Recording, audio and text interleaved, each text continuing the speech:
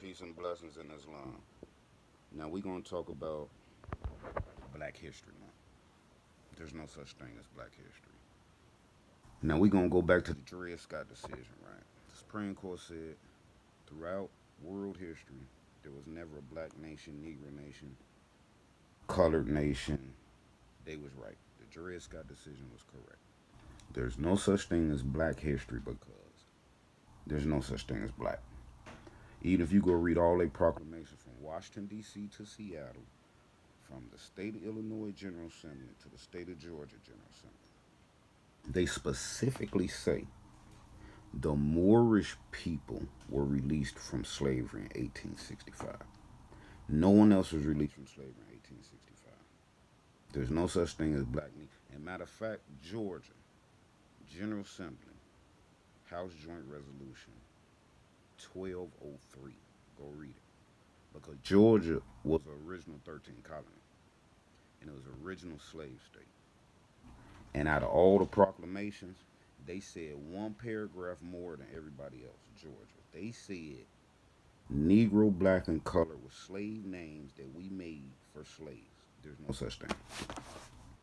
So when we talking about black history, what you going back to 1865, our history started way before 1865.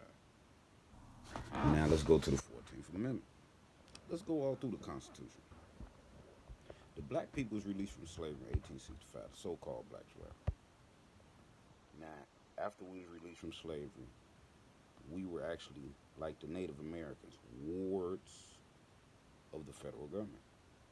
So the states was mad because anytime a black Negro color entered into state territory, they bought federal jurisdiction with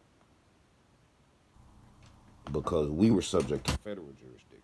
We were national citizens once released from slavery. Citizens of the USA. We just didn't know to proclaim our nationality and citizenship.